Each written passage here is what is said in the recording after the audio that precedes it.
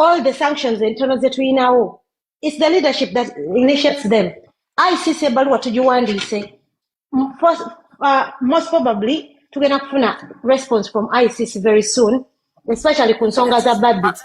It is the leadership that Patricia ombuuzizza kiki kyendowooza ku leadership y'omu diaspora ne nkugamba bakola kye basobola because they're activists, they are not necessarily politicians.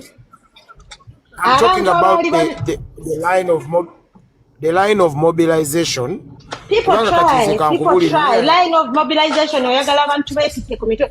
Tubayita mu meeting ku Saturday, they don't come. Tubayita ku protest, they don't come. What other mobilization do you want? The people who are very good at leading were FDC. But FDC, once we crossed over to National Unity Platform, abasinga bagenda. However, just to let you know, there are lots of people who are doing undercover work. Wadenga tojja balaba anywhere mu limelight. Ge bali bangi nate bakolera ddala omulimu munene. Oba onfuna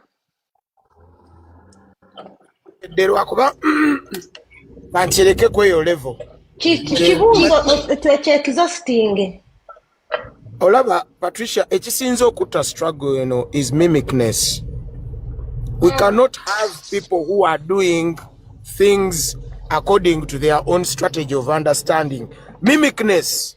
Nemu bujasi. Do you know why there was a semblance to say order ya jeshi ni moja? Because abantu buli lwobawa ebetwe lwokugamba nti nze munaye sijja kwogera ku gundi. Mimicness is a very bad thing. The greatest problem gye tulina kyenkugambe abantu abakola leadership y'omu diaspora, they have other jobs. They can only do when they can. Some of them have young families. But let me tell you, Kauma is a young married boy. He's only trying. He's not a politician. He's learning literally on the job. And so is most people from the north. We are learning on the job. People have learned a lot. There is a great improvement, by the way. But still, you have to understand, nti bannabyabufuzi ab'e Uganda bayaayi. Betwali tukola nabo babbi, but they only want money. Kat just imagine nga mu leadership yamwe mutaddemu nsibambi. Era abadde shadow minister. Kati okitegeera, those are the kinds of leaders we've always had. So we find it too difficult. Kankubulireko National Unity Platform as a party, yasanga politics omufu. Nga bannabyabufuzi bayonoona politics we Uganda. And they've done it for years. Jukira nti abamanyi okulobinga, teams ezimanyi okukola bebizina okukola, zagenda yodda, zavuyavuya yodda, zababba. Kati there is a lot of gap that we are feeding in now, and we are trying, era we've done a good job. Nkutegedde, like there is also semblance that is required of every Ugandan. Making sure we hold our leaders accountable, because accountability is too much lacking, Patricia. If you look, for example, from the situation back home, abantu abawangula bo balinganga kino kitunulira from a personal view. Sagala ati abantu balowooze nti but a personal view which is very clear to each and everybody. Nti message eno kati twandibadde twalabye ababaka nga bavayo vehemently to create also their own picture from what they have had.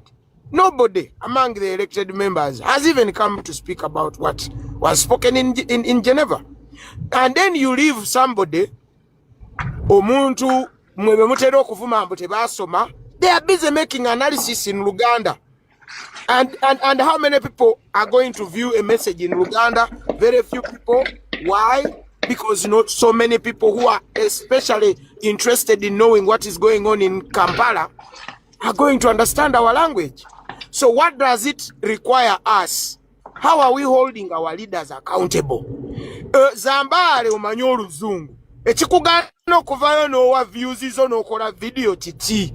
Mwe bwe mwawangula kati bwe mugenda muduulira bantu nze ninze kulayira suti nazigula dda ziri eno. I mean, how are we holding leaders accountable so that we have a semblance of same picture, same message, and we leave diversions out of this? Yes, we agree. There are infiltrations left, right, and center. Bano bansibambi babadenga ba working covertly. The revolution is just exposing them at the right time. But they have been working covertly. Tovoraba, when they are pushed onto the pedal, amasanyalaza agajjako. You can understand from the actions and reactions of a person. When my brother Rubongoya lost, let me tell you, a leader, when you lose, you look at the bigger picture. Rubongoya has never cried, but look at what Nekaseke man did. Salimu sale, otubeko buwanguzi. Naye bwe detayo message oyo musajja gye yayogeranga tunatera okugenda mu kalulu nti we batubba wano we tutandikira. You see, now if I come and put a big light onto that man, people who do not understand will come out. Hey, Arumbi abakulembeze. Me, I'm not a person who speaks from mimicness. No. I will call a spoon, and I will look at a spade as a spade. The moment we continue to mimic on everything we see, we will never have anybody accountable. In the army, like Django has told you, we must align that failure is not losing the war. Failure is a platform to look at yourself, re-strategize, organize, and say, what am I doing wrongly? Right now, as teams, we must begin to section ourselves. If you know, you can be available daily. We are going to have people join associations. Twagala tumanye baani abogerera ku social media betusobola okujja kadis. Lero no wulira Genozoganya. Enchana afulumya obutambi. Juzi no wulira gundi. Enchane bamukwatira mu bino. There is something we are doing wrong. Alignment is key. Tosobola kubanga okola omulimo gw'omuntu lero nojja bakugambye omwana muwema bendazo gwe no muwa fansida enkeera ne bakugamba omuntu n'ogamba nti employer ajja kulekawo. Even if we are activists, let us look in a way and a direction where we are doing things. Fene twagala okuba tewali akyogera. Nobody can speak about a woman's pain like a woman. Fe abasajja tugezaako okwogera ne tugamba tukivumirire at international level, human rights level, n'emisango girume mu ICC implicating a first son, tumujjako dikoramu egamba nti asobola okufuuka head of state nga talina human rights record nungi. Muna Uganda anyumirwa kuba mboozi. Bwe tutunulira live eno eriko abantu 85. Live eno okutuuka mu algorithm typing a hash otekeko Uganda is the election was stolen. Ne tugamba tukole ekyo gwe tukako kitekeko bw'otapinga bw'otekake ojja genda olabe wali nga mumaze live eno ojja giraba.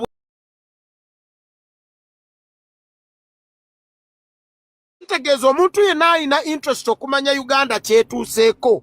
Bw'abanga atunulira TikTok oba omukutomala kwe is bleeding. People are being put in prison for political what? For their political views. How many people have been killed? Abantu abali ku ground mutubulire visiting prisons omanye bameka abakwatiddwa Baganda baffe. Such that when we are talking things, we have the right numbers, we can place that number on a hashtag tugambe emitwalo 2 gikwatiddwa 1,722 nga bwe nalabye the latest records that are showing people were killed in the election. We put those things. What do Ugandans know? Gundi ono abadde avuma ku mukutu gwa gundi. Patricia akugambye. Lwaki ogenda ku mukutu gw'omuntu gw'omanyi nti abeereeyo? Gwe tosobola kugendayo n'oweerayo dikoramu nga kuliko abantu 1,000 gwe kaaliko supporting a noob. You will have no impact. Let us also learn to track impact. Nti jango mani wenzijewuwe n'enjogera, I can know nti abantu ababaddewo bayinza okumpeera obujulizi. Naye gwe oli mu basajja bali eri batuddeko nsereko nsereka ayisa diversion mbumwe muli mu discussing n'ensereko. What are you discussing with a man who cannot even understand that he himself is a dialogue? Yeye kenyini bw'aba yeeraba yagaana okujoininga Kyagulanyi. What do you think is at the back of his mind? Muganda Nyereko. Naye muli bize mutuula naye n'obasanga bali awo honorable wawa.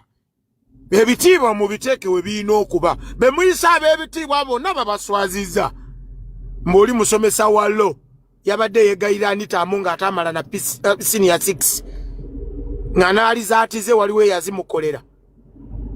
I mean, you people, we must learn to do things differently. Speech y'omukulembeze yabadde straightforward. Ani atagiwulidde? Okay.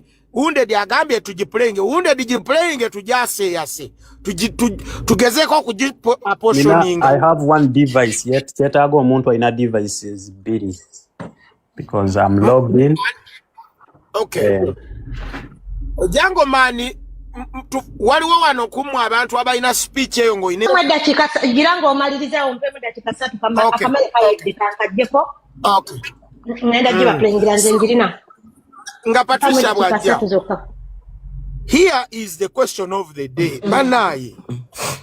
Mugenze mu makanisa musabye ebintu tebikyuka. Tubagambye nti abasajja bakitaffe mu bunyampi Serwadda ne banne mubuule kanisa. Singa tuli mu lutalo mugenda munayenze wakayanja wesiva omusayi gwa Yesu gubimala. What are we doing different? Oli eri owe NRM nakusanga nagamba labe n'embuzi. Mwe musayi temusobola kuddako mu mayumba gammwe ne mubaako boycott ze mukola. What are we doing that is different? Fete tusazeyo tetugenda kukwata mundu. Naye tusobola gokimanyi mu bufumbo abafumbo abali wano. Mukimanyi bulungi nti omukazi asobola okusalawo n'akunyigira mu nnyumba naye nga takukwatako talina kyakukola. Akaboozi n'akakuma. Emmere n'agifumba nga teyidde bulungi. Enva n'agaana okuzifumba kubanga tewaleseza ku kameeza. Obulamu ne bukufundirira mwe mufunza mutya Museveni. Tulina kukola bintu ebyo ebimuwanirira. Twabasaba economic sabotage mwagaana. Jostede bwategeka ekivulu tayogera nga koyadde kugamba nti Uganda bleeding mwe musoka ku ntebe zisooka. Bana Uganda mwagala tubagambe ki? Nakale namwe mutuwe ku solution. Mutugambe nti bino bye mutugamba bizibu twagala kukwata mundu. Kubanga kati emundu muzitya. Okuyimirira wali okugenda ne mumya ku City Square mukutya. Okugamba nti temugenda mbivulu by'ababebe kulu kati bwakitegeke kiwatule waliwo wana abaana nga banuupu nga tebava mu ebyo. Kati mwe mwagala Museveni tumujjeko nga tukozesa ki?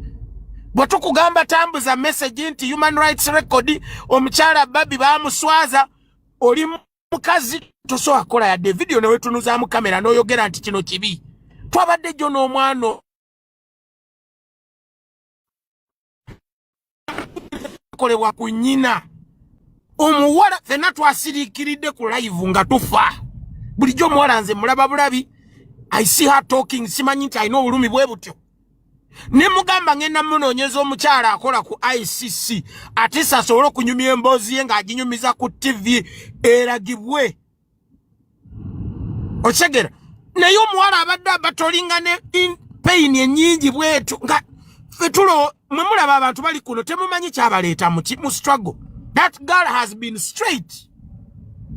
Naye mwe muli wano buli kintu muli mu narrative z'abansereko namwe mulinga NBS buli saawa ekyaza kino ekisajja ekyafuna emitwalo 3 ngenda kuba nupu njitekeko kati gwe bw'oba otunulira NBS mu bwongo obwo oba oyinamu ki nga gwe buli saawa amawulire oyagala gajja ku NBS. Lwaki togamba ku TV yange mu nyumba yange temuddamu kulabibwa NBS? Ezo sente ne viewership oba ogimugyeko. Tulina okutandika okutegeera bwe tuba jangomani Omumerika bw'aba alina kyayagala okukola akuteekako sanctions kati babataddeko omutwalo gumu n'ekitundu okuyingira mu America ku visa za tours. Alina abantu bagobye ababadde ba planning okujja mu America nimbye jangomani. Mu UK immigration law bwe bakukwata kakati esaawa zino bakugaba tukuze Rwanda si bwe kiri bwe babeerako nga tolina mpapula. Naye ffe tukola ki nga ffe bana Uganda tyokoye embeera embi ozadde abaana bo tolina na school fees atwala abaana mu masomero malungi aga private naye oli bizo ogamba nti nze ku Kenzo kwesiva. Kenzo bwe yakoze sente Kenzo bwe yakoze sente mu bivulu byabadde akolera NRM yagabiddeko abafamire yammwe. Omusajja yakeera ku makya n'ayimba system volongoto kati olwaleero bebe atandise narrative mutambuza video ye mbu muzeeyi bamuletere mu kagaali paka kuwulira bubi.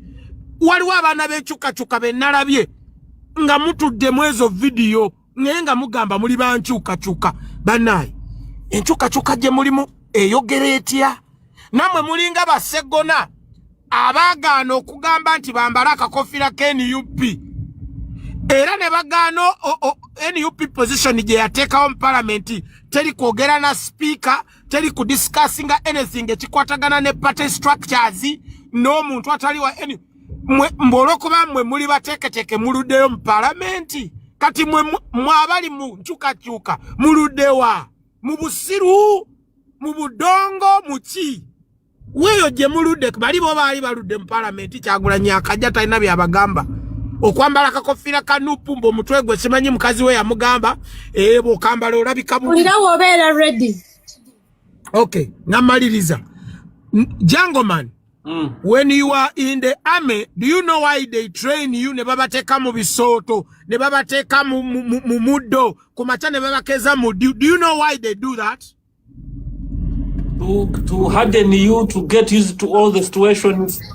Exactly. Chovola bo musirikale bwatandika okukuba emboko ajukiramu n'obulumi obwamuluma abamu kumwe mwebuza lwaki abasirikale katika mbawe reason ye esembayo omusirikale akuba lwa nsonga ye taina right eyogera ku bintu ebimu by order of what the Army Conduct Code says. Goina right kwate simu n'oyogera omusirikale tasobola kuvayo ng'asavinga mu serving rights z'obwa army n'ayogera ne Jungle Man mwali temumulabangako ng'ayogera ng'ali Uganda kubanga uniform yali akyagirina naye kati bw'atali mu uniform mumusinga okwogera lwakuba tanampa mbozi yange yanneebanda eyo mimicness Jungle Man awaken. When you are awakened you don't fear.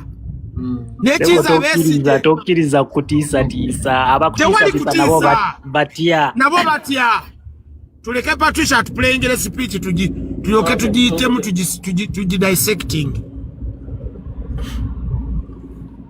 Patricia maze omaliriza okay maliriza ekigambo ekyo kinkwatamuko kimbuzaabuza bulonjoge mbanja kakogera maliriza ne mbanga toli weka kigambo kinkube kale. For 112 days I traveled across the country campaigning and the population turned up overwhelmingly. Yet again our campaigns many places and were also blocked from several media stations. As usual, Museveni shut down the internet again, this time 3 days to the election. And what happened thereafter was not an election, but a military operation. We were arrested and many abducted. 2 female deputy presidents of our political party were abducted and held in Communicado in a military barracks for 3 weeks before being thrown into a prison where they are languishing right at this moment. The military was deployed on our streets, shooting on spot whoever dared to challenge the criminality. It was under these circumstances that Museveni yet again declared himself winner of the election, this time with over 70% of the vote. Right now, I'm speaking to you while in hiding. This is because as soon as the election was finished, Museveni's son, who is also chief of the Ugandan military, issued an order to take me to him, dead or alive. The military acted on his order and raided my home. They tortured my family members, humiliated and undressed my wife, accusing her of hiding me.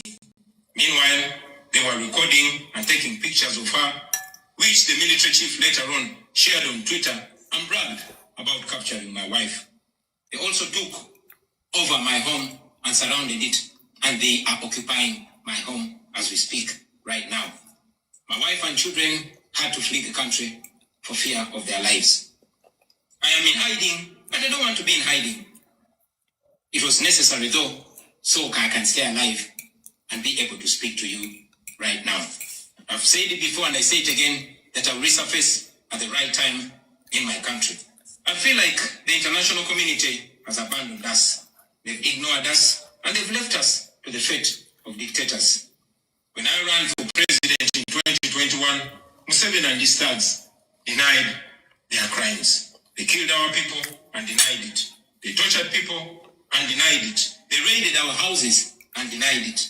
General Museveni has been a smart dictator because he puts on a suit, goes to the West and to the UN, speaks very nicely about democracy and human rights, but realistically, he does not mean any of those. He talks about our so-called Human Rights Commission in Uganda, but the same person closed the UN Human Rights Office in Uganda 2 years ago because they dared to question him about his atrocities. Now that is how he has been able to maintain a facade of democracy for 40 years and counting. But now Museveni is 83 years old, and his 51-year-old son, Muhoozi Kainerugaba, commands our military, the Uganda People's Defense Forces, more like Uganda's defense against his own people. And he's effectively in charge. Unlike his father, Muhoozi does not play the role of a good dictator. He openly and shamelessly says despicable things on social media. On Twitter, he openly confesses and brags about committing atrocities against the people of Uganda. When he was summoned by Parliament, he called Parliament a house of clowns and fools, and he threatened to arrest all of them. He describes judges of the Supreme Court of Uganda as clowns in wigs, and he has threatened to crush all journalists that dare to criticize his actions. In April last year, he abducted, detained, and tortured my close friend and bodyguard called Eddie Sebufu, also known as Eddie Mutwe. He later on posted on Twitter naked pictures of Eddie, boasting that Eddie Mutwe was in his basement learning Museveni's mother tongue, Unyankole. Last month, he bragged about killing 22 of my friends, and he said that he's praying that I am the 23rd person for him to kill. In other words, Museveni and his son no longer fear international retaliation for their crimes. They've been so emboldened by your lack of action. They know that they can murder their own people, imprison them, torture them, remove their fingernails, push needles down their testicles, and nothing will happen to them. Now, they're using rape as a weapon. Boys and girls, men and women, people of all ages have reported being sexually assaulted by Muhoozi's military. And it's not rare. The majority of the people that they capture and unlawfully imprison have reported being raped, whether men or women. It is no longer possible, ladies and gentlemen, for the international community to deny Museveni's violence and atrocities. It's all over social media, and today I am talking about it to you. Now, this is our call to action. The way I see it, if the international community continues to be complacent, then Uganda will go from bad to worse. Museveni and his son's military will massacre many more innocent Ugandans. You, ladies and gentlemen, in the Western world, will be forced to grapple with millions of Ugandan refugees pouring into your countries. And maybe then, the international community will come and commiserate with the people of Uganda, just like they did after the genocide in Rwanda, but it was too late. The second option is that the international community rises to the occasion. You stand by the values that you profess, democracy and human rights. You can rein in on General Museveni and his son through targeted sanctions as well as financial and legal pressures. Ladies and gentlemen, Ugandans are not seeking for pity. Ugandans are only seeking to see the world take action against the individuals that have violated their rights for far too long. Those that have abused democracy with impunity should be the starting point. Please sanction these individuals. Sanction General Museveni. Sanction General Muhoozi. Sanction all the police and military officers that are responsible for gross human rights violations. Sanction those commanders. Sanction the judicial officers that have aided criminality through deliberately misinterpreting the law or skewing it. Those that normalize electoral fraud. Those that remand to prison suspects that should actually be sent to hospital. Sanction these individuals because their combined efforts in the last election effectively gave autocracy a blank check to rule over the people of Uganda for 5 years. We call upon the international community to treat General Museveni exactly how they treated Idi Amin, because Idi Amin did what he did to Ugandans for only 8 years. Museveni has done much worse to the people of Uganda, and it has been for 40 years and counting. Because of the inaction of the international community, Museveni's mode of dictatorship and human rights violations, I announced that I was running. When I come here to recording about DLA, I touched a good joy. I got to come down to Uganda. Over the greatest, you want to then nange nkugoberere ngenda kanjire njire banayo mu speech eyo njagala tukole kye twandiise nga bwe mba njogedde ekintu mukiteekako hashtag especially byeyakonyeeko ennyo naddala mu sanctions ebigambo ebyo bya sanctions kati gwe teekako hashtag sanction Muhoozi sanction Museveni sanction Janet Museveni kubanga ali indirectly emabega waabyo sanction Lwabwogo sanction kubanga kati tugezaako kuzuukusa buli omu nti bw'oli lw'ogamba mu speech mwabaddemu ki tulina okujjamu kye twayise key ingredients oba ebirungo ebyasinze okubeera ebya speech eyo ekisookerwako ddala omukulembeze yagambye ali mu buwambe yekwese then mu buwambe obwo bujja butya talina musango waba talina musango ekimutute mu buwambe kiki akunnyonnyodde nti baalumba amakaage ne bakwata ne bagezaako okumukwata n'atoloka naye ne bamala ne bayingirira mukyala we ne bamukola ebikolobero kati kwebyo ebikolobero gwe nga munnayuganda singa baabikola mwannyoko wandiwulidde otya tutandikiraawo bwe tutyo kubanga twagala tematema nti bw'obanga okiraba nti mazima nti ebintu ebyakolwa Babi Kyagulanyi si birungi key steps ze tulina okuteekako number 1 a call to the worsening human rights record in Uganda right now oyogera ki mu message teekawo we need an end to the worsening human rights record mu Luganda bamu unde digojja okunyamba mu Luganda abantu bateekeo bakiwandiike batya ebikolebero ebitukolebwako birina okukoma nga mulagira government tetugisaba banemulekerawo okusaba government by the way that's you another could paraphrase it as a chimala like okay enough is enough on the human rights record in Uganda women being raped kino mukimanyi our young boys and girls being sodomized mukimanyi nga nemwabo mulimu ba Pastor Kayanja mwe biriganze kambabulire pastor wa mwoyo asiyaga abaana yes ate nga tulina etteeka erikwata abasiyaga naye abasiyaga bali mu Uganda beeyinaayina so put enough is enough oba ekimala kimala eddembe ly'obuntu lyetaagisibwa mu Uganda teekako hashtag mwabatasobola kwogera kukiwandika mu luzungu teekako enough is enough human rights record everybody's life matters in Uganda oteekeko end of quote bino bwe tubikola bizuukusa algorithm ya kati ngeno live ojagenda okuddamu kusachinga musachi ba ng'erina views ezivudde mu ebule nebonayira ng'abantu bategedde now muyinza n'okukolinga against investors kubanga Kyagulanyi yasabye bano nti basanctioninge naye ne areas of finance bazisanctioninge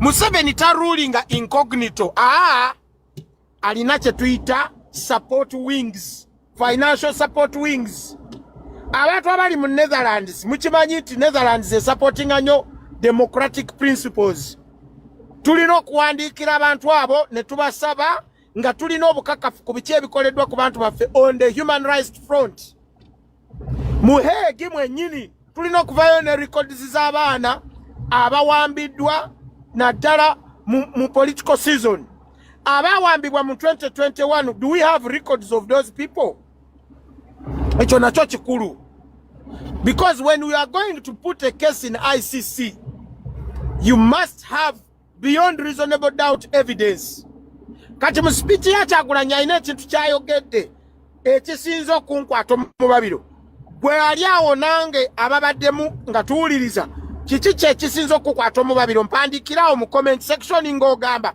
nze kino kye kisinza okunkwata mu babiro ku bigambo bye mpulidde kati ekyo kikukuta mu babiro bw'okiba okiwandiise kiwandiike mu lulimi ng'okiteekako hashtag okuwamba abantu baffe okubaliisiza ku nsiko ennaku zino abantu bali mu kuwambibwa mukimanyi e Kampala people are being what People are being ring fenced at night. Abducted and ring fenced. Baba marking and bagama chabo bali bawagira gundi, especially mu area ya Namere.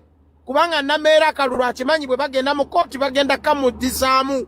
Kati abana bali mu kuwambibwa masaka. This is on record. So ekintu ekirala fenga diaspora units. This is our job from that speech. We are going to raise our voices both in writing and in protest. Zino protest sinzo kusala one tuzikola weekly. Let us do weekly protest. Bwe mukola mu London awaddako abanetherlands bakole South Africa team. Let them be daily. Sorry, let them be work progress protests.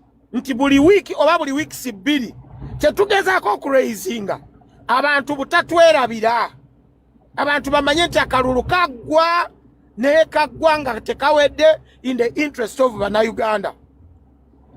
Finally abalala nabo nga bajje tulina okusooka okwebuuza, what did we score? Muwandiike abategedde speech eyo mulowooza twasikowalinze eki? Number 1, yabaddeko 1,300,000 viewers across the world. Nga basinze okubeerako in terms of percentages ne Uganda yabadde yakutaano. Yes. Kitegeeza waliwo omuntu abadde tamanyi ebibadde bigenda maaso mu Uganda naye nga mu ddakiika ezo omwenda ze babadde omukulembeze yategedde nti Uganda eyonoonese. Investor confidence. Tulina okutandika okugamba aba investors abasuubira okukola mukole speeches videos nga mugamba any investor who takes up any investment in Uganda during this period akikola nga kigenda kumufuukira null and void. Lwaki waliwo abantu aba planning okujja endagaano ze bakola mu gold nakyo abagala okusuubula gold. Tulina okubagamba anybody who is entering any agreements right now is doing it at his own risk, because there is nothing that is legitimate. Bino ebiragaano babiyingiramu olw'okuba baagala to legitimatize themselves nti bakyalina obuyinza tebabulina. Speak boldly and continue to build cohesions within ourselves. Bana tuve ku bintu by'okwerumya nga twogera ku bintu ebitatugasa. Let us concentrate our energy in one direction. Mwe tuba twogera ku speech ya Bobi Wine agivumirira gwe muleke. Bwagenda n'agivumirira ng'aliko abantu 7. Tekyenkanankana nga bw'anagivumirira nga gwe omuleeteddeko abantu 2,000. Obaleese bonna banuupu mutudde awo. For God and my country. I thank you. Yes, sir. Abali waggulu ayagala okukwata kazindaalo. It's time. Abali wansi oyina kyoyagala okwogera teekamu request ojoyogere. Nzuno this is what I understood mu speech eno, and this is for that person kanjogere mu Luganda oba kanjogere mu Luzungu. For that person who doesn't understand Luganda, okay, let me do a Luga flow. First of all, people need to understand that what happened to our Idi Amin and why is Idi Amin remembered in the world as one of the worst dictators in the whole world is because what Museveni did. He used a lot of propaganda behind his back. You need to understand, yes, Idi Amin yagoba abayindi and all that kind of thing. I think that made him popular. But already Museveni yali yamwononayo dda w'olaba films ezazanyibwa nga 90 minutes at Entebbe nga yongerako nga yasasulira firimu ezo zizanyibwe Museveni kennyini. Yes, he has paid a lot of money. Neweteeka ndowooza Museveni yamusasula cause jjukira Abe Mukibi yali mu firimu eyo. It was not by mistake. Okulaba eyo firimu bagiyise batya eyali mu Whitaker. Scotland king. Yes, you see, Museveni is obsessed with king of Scotland. The last king of you see, yes, Museveni. Movies zo nyingi. Also the rise and fall of Idi Amin. Yeah, Lindako olaba Museveni ali obsessed no but Namini. He's very, very, very obsessed. because he knows that Amin was a better leader than him. Era ne wano kumande ewa journal room ku bank holiday yabyogeddeko. Nagamba nti Amin was imposing himself on people. He knows omanya ebintu oba obiraba. Atakwagala oba omulaba. Kakati speech ya president yaffe. What is our target audience? We need to make sure that the entire world knows how bad Museveni is. So we need to raise our voices back and forth. Speak. Wakadama, boss wa munyumizi. Tell them about it. Where are your t-shirts? Why are your jumpers? Why? Kubanga nze mbera ku train ne banda banganyamba the red beret. Because naturally, red beret yezo za ntalo. Zirina symbolism jezikola in the politics of the world. So whenever people see you wearing those red berets, they wonder, oh, I like your beret. Wow. Oh, kubanga abajamani bazambala. Lots of people who have been in the struggle have been wearing not necessarily red berets, but they've been wearing berets. Berets abantu bazambala nga bekalakasa. Okitegeera. So what is the president's target audience? It is not Ugandans. Because truth be told, Ugandans are not in oblivion. They know, even those who support Museveni know the truth. We have seen them speaking. For example, kubintubya Mary. They even said themselves, what day tuwagira Museveni naye ate kino batisusiza. They know. They cry. They cry all the time. They're whining. When they have problems, Katibarama Abogera, they're uneducated. You shouldn't even give them a minute. Because those are uneducated motherfuckers. They haven't got a clue. All they care about is what they're eating today. They're not looking at what is going to happen. Rama wanachitawa yafa. And he was whining for us. You know?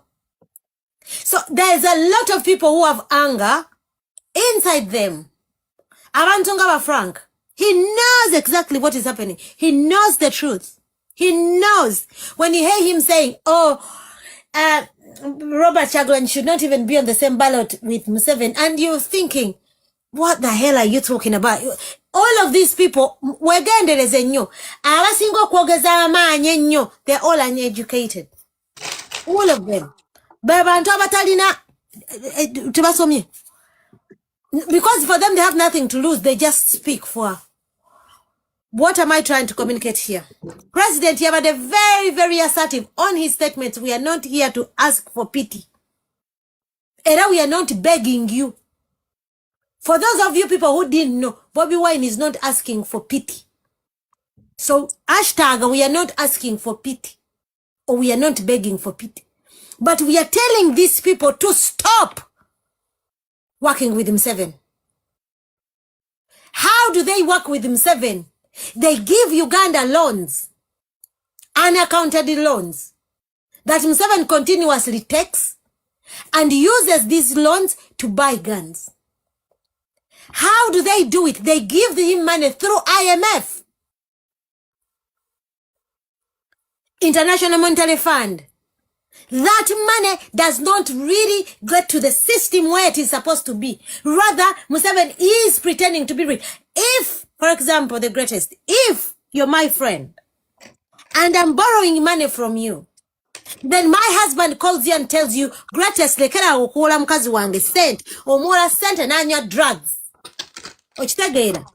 If my husband calls you, nakugamba jangu, lekera okuwola mukyala wange sente, kubanga sente buli z'omuwola zinywamu drugs, it is incumbent of you to stop borrowing me money. Because if I die in one or the other, obeera okonspirarinze ku death y'omukazi ono.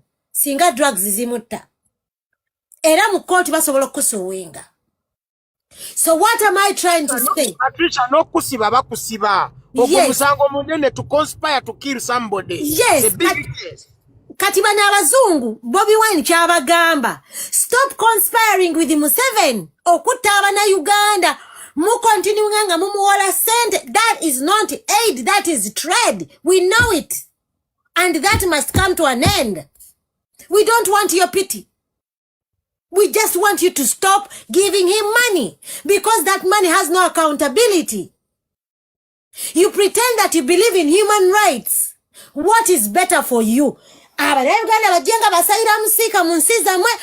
you better off stopping doing business with himself so that Ugandans can remain in Uganda because Uganda is a beautiful country. Because they have that power. They have it. I have been saying this and I'm going to sing it to everybody.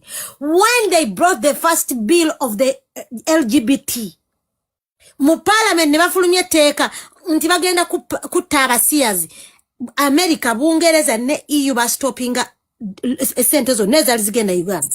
Aid to Uganda was they stopped that aid. You know how much money it was in Netherlands? It was 42 million euros. In UK, it was 88 million. Sorry, it was 88 million pounds. In America, it was 102. All frozen at once. Just that money was frozen. Why don't they freeze the money now? When we are telling them that Ugandans are being sodomized, Ugandans are being tortured.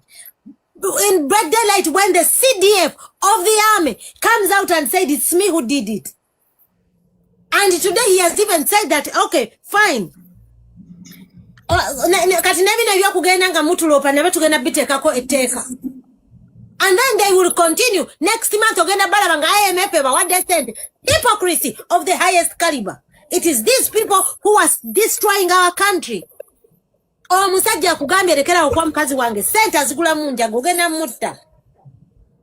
Gwe no continue ngango wo mkazi oyo sente. If they could freeze sente za LGBT, why can't they freeze the trade they're doing with Uganda? Why? If they stopped Barclays Bank in Uganda, Baji Jayo, when they realized that there is a lot of curfew, the UK government, wandika wali ko home office.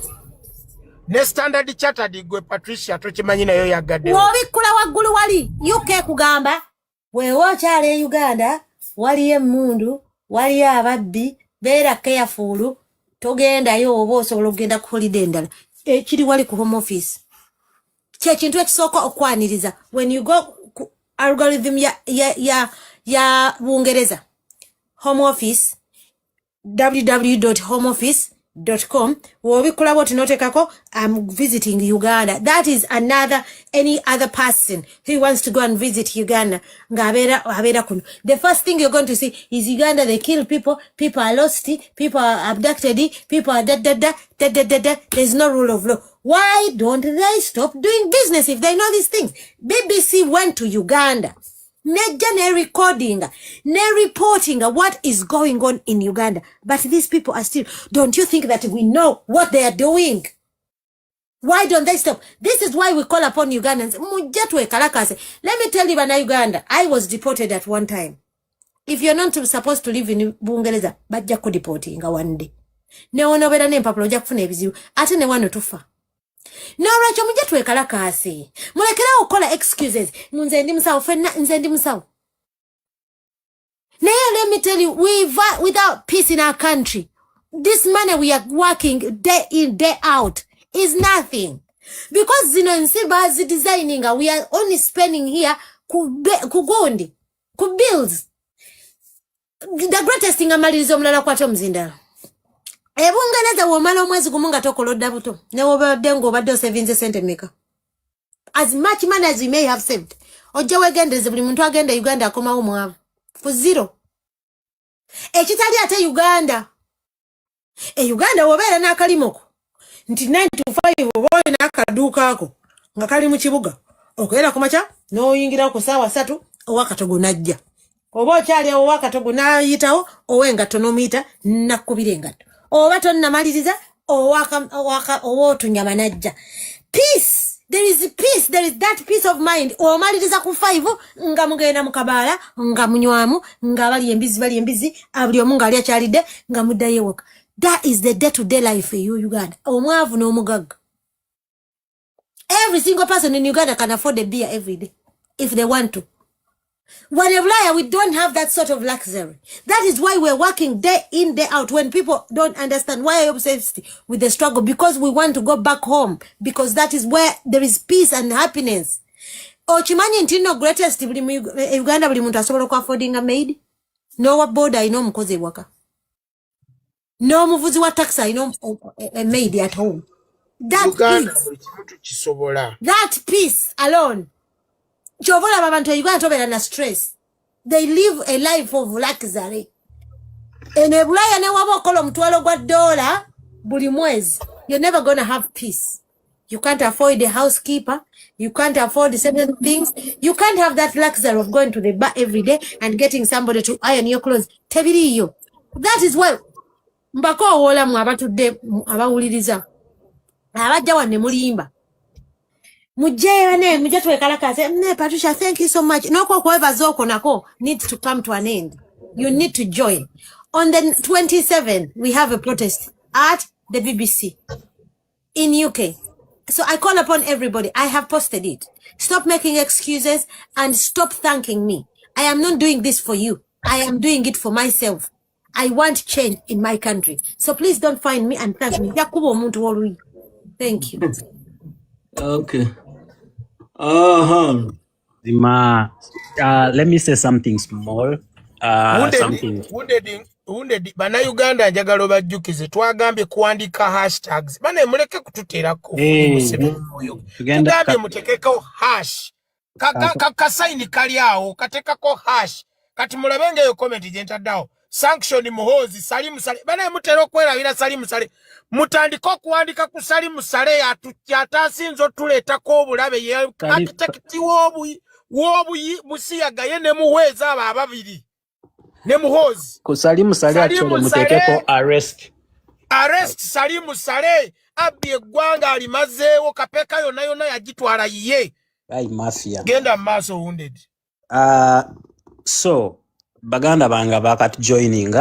We have been listening to the speech of His Excellency Robert Kyagulanyi Ssentamu, and we are reacting on some of those important or re-echoing or reminding ourselves of that speech because it is very important. It was communicating for me. Nyando gamba nti speech yebade communicating kumuna Uganda yena asobolo kusoma president ngeri jabada yogera mu facial expression is tone jabada akozesa regardless of the short time he was given. We can say that the man is a fighter and he's committed. Nze, he represented me very well, and I would like to say statement. Abawandika arrest Salim Sale, please put an hashtag. This is a hashtag, guys. Namwe muleka kutumenya nnyo ekintu kino si kizibu nnyo. Put a hashtag. Bananga abagenda ku comment section, abagenda ku Fox News, nalabye na Uganda. By the way, Ugandans online, thank you for the vigorous efforts in spreading the message. Kati mu abagenda mu comment sections za Fox News, whenever Trump is speaking, or BBC or whatever, hashtags zino muzitambuze.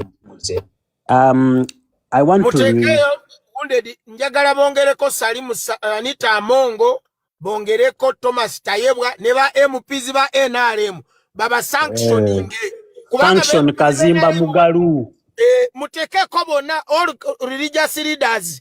That shameless man. Sanction Anite, sanction speak of Uganda. Sanction Thomas Tayebwa abo bebayisa amateka agatulisa kakanja. Sanction all NRMPs beba kuba akalulu. Mu parliament bagamba bagala okuyise tekefu NRM kati tutandika okwogera kwabo bonna nga there is also this judge called Sanction Simon Byabakama. Sanction Abias Byakagaba. Nejizicheza aina pending case naye bamuwa obukulu. Aina case against him ya Landrango. Omuntu omubi aina Johnson Byabasaija of Uganda prisons. Let me say something before I forget.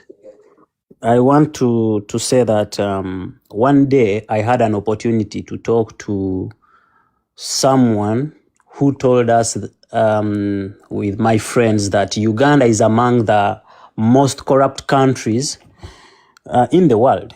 And this person is in an influential position in one of the governments in Europe. And then I asked him, then why do they continue funding a system that they know it is so corrupt? And his explanation left me, like frozen. He said they see these things, they know it, but basically it's not their business. For them, they are there particularly for maybe they need Museveni's militias to go to Somalia. And then I asked him, have you heard of a story that those same militias that go to Somalia or to Ethiopia or wherever, Sudan, Congo, they end up selling ammunitions and doing dirty deals still, as it portrays a corrupt institution, right? I mean, Museveni himself was in a corrupt scandal at a UN level with Sam Kutesa. They even have, I have his picture, what do they call a mugshot, with a number on it. The index number, I think it's 1510, if I don't forget. And that is a US Justice Department piece of evidence. And they still fund the UPDF. The Netherlands, I can understand with the Netherlands and these Scandinavian countries, because with these guys, they have had one representative. Imagine being represented by someone not of Ugandan descent. Imagine having embassies where you find Pakistans working on your issues as Ugandans for issues like IDs, passport, and whichever paperwork diplomatically you need. I mean, are we really that stupid that we cannot even have our own in these offices? The last thing they did was to hire an Ethiopian man to come and run the failed Uganda Airlines. Like, what is going on, You want me, Uganda, to tell you what is going on? Uganda, because the airline is not Ugandan Airlines. They go and look at the shareholding. I posted it on a kasitoina mtukutu gwange gwa Facebook. Ngenda kakusikirayo nkakueleze.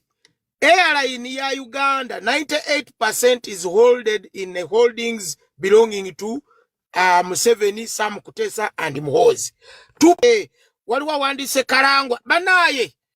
Karangwa weka ye Karangwa ani. Muzijukuziza. Karangwa, that one arrest. Oyo musajja mumwogere konyo Karangwa abbi amataka gonaga mazeo ali mukutta abantu. Waliwo omulala gwe bayita Katunji, oyo gwe baneminga mu drug. Naye Karangwa bwe bawandiike wamu. These guys are crazy. Ne Kibuule ndabye wali capacity webale nnyo Kibuule. Banji wa Kasolo. Kino kibala munakyo kyetaaga kukuba sanctions mwaga amatama. Kasolo yetu muteekeko ate alina olukiiko wano next month. Oyo tugenda ku office wali tumuwaabire Kasolo yabadde mu kubba obululu bw'abantu n'okujjako ba MPs nga yawandiikira EC. Kasolo, his time is coming. But anyway, so what I noticed is these guys know, they even know better than us. This is why you see wetuba tufunyeyo katugambe enetera alert nga ne TV tezinaba zifuluma kale TV nchimanyi bazi controlling nga buli na Uganda achimanyi they control their media channels, but the embassies let's say the USA, it's always warning their citizens. There is over the BBC waliyo okutebereza. I don't want to say it in English because maybe they might report the live. The TikTok is very sensitive with these words. But yeah, bavayo ne bagamba they think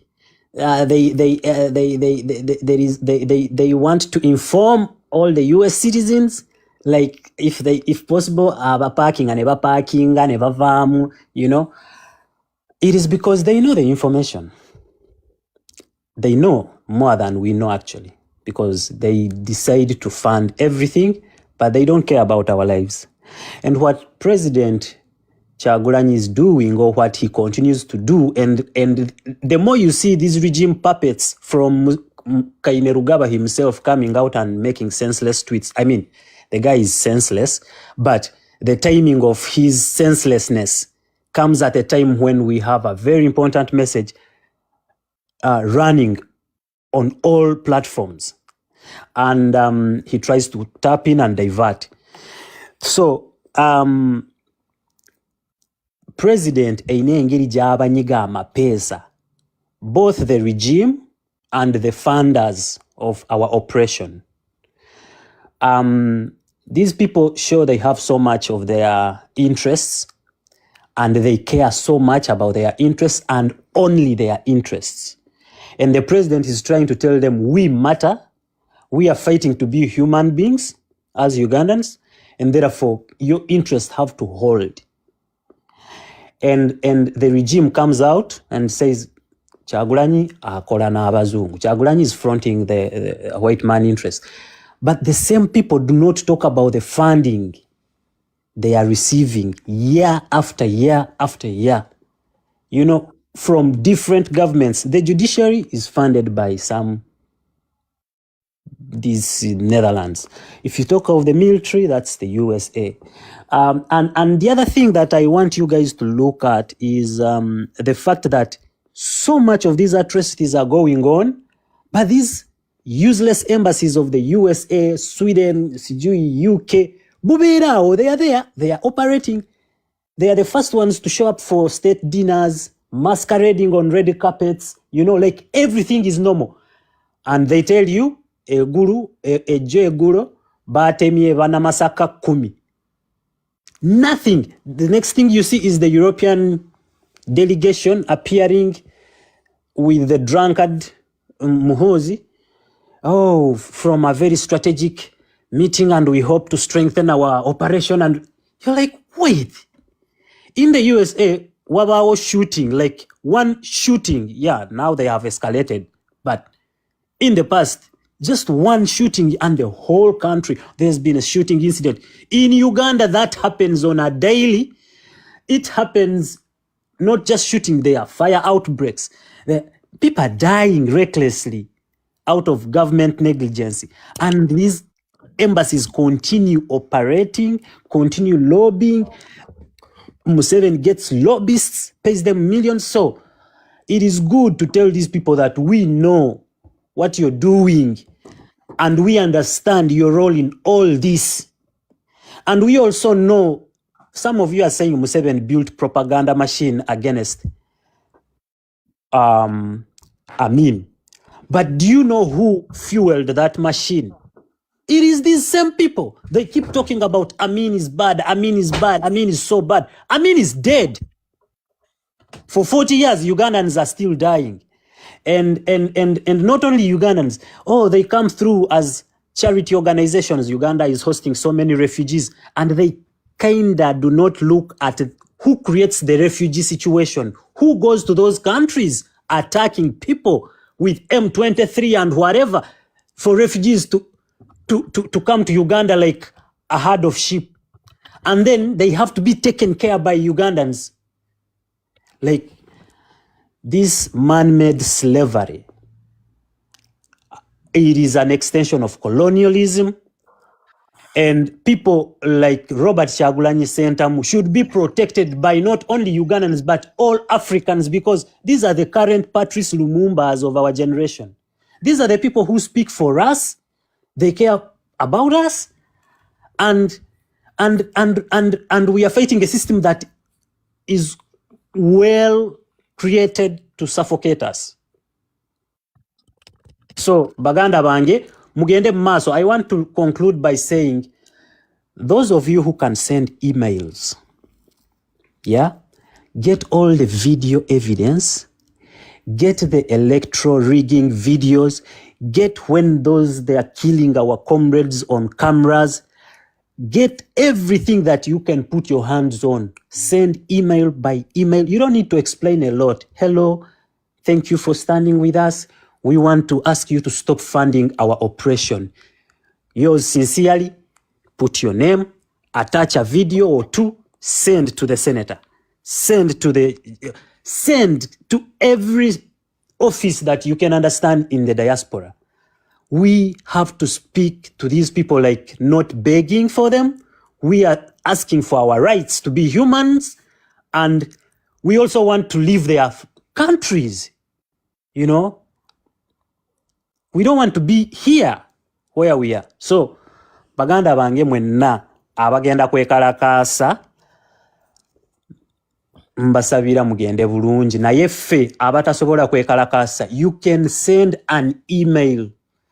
First of all, you can know mutwechi, like what is the objective of this protest the Patricians are talking about, and then you can send that message. No bubako obwo, you ask for whoever you need to be sanctioned, and also do some research to really give these people facts, because when we come here and say they are funding us, you don't understand in how much currency they are funding. They are funding us in billions and trillions. They tell us Amin is bad. Amin never left Uganda in such a huge debt. You understand?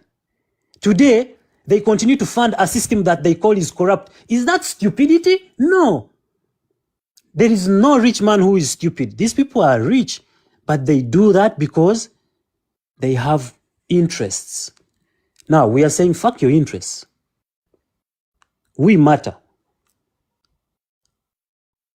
Thank you very much. Yes. Waliwo ayagalaako alina kyayogera. Nadia Abu Onaya akajoininga kirabo. Alina ekyokwogera asobola okukyogera. Then nitukola Jango neerabidde njogedde nnyo okwatulira abo abafandinga bijimu, naye President alina statement gy'akoze nga maliriza speech ye, alina kyagambye n'agamba Ugandans will ultimately overcome. Kati mmwe mwenna abayibadde mulina essuubi nnyo mu meeri, sijui twalabye ennyonyi tetumanyi evaawe eyise mu bbanga, sijui ba Mungereza agenda kujja ajjeko. Baganda bange, we the Ugandans feffe nnyini abagenda kwejjirako Museveni, bano tubagamba basaleko enkolagana yaabwe nabo bamudeclaring nga bwe badeclaring Amini, tebeefuula nga tebalaba ate ne beefuula naffe tetubalaba. Kati tukibatwalira nti tubalaba basebo ne bannyabo. Naye ekintu kino Munnayuganda President Kapazo kali kaakulekerayo n'agamba we are the ones to stop Museveni and his regime. We are ultimately going to overcome this. Eyo statement Munnayuganda eba etunuulira ggwe. Essuubi liri mu nze naawe. Thank you. Omulala akwata akazindaalo yani mbalamusizaako ba 7 kale sebo naffe tukulamusiza abanyabo amanya n'eddoboozi bampita Adam bulijjo mbaako n'ebintu ebinumiriza ku mutima naye nga as you know that my platform teri waggulu nti I can come up and say something and mbeera eyo nga I'm questioned by some words tomanya nyinza obifunira ku neno ne mbitegerera kuno kale nga mbuziza ku mmwe abaliwo wano. Ffe ngaffe Abannayuganda, what is the benefit of our life? Ffe ngaffe obulamu obwaffe kuba nze kale mponyeko emirundi n'emirundi okubanga nkwatibwa, mponyeko emirundi n'emirundi okubanga nfuna obuzibu obw'amaanyi okuva mu security organs ebintu ng'ebyo. What is the benefit of our life ngaffe Abannayuganda? Because what I'm seeing Uganda tuli pressed nnyo and tetulina bweyogerezi. Waliwo naffe abali eno munda, right sawa zino wendi ndi munda, I'm deeply inside, wendi ndi wala, tetulina bweyogerezi.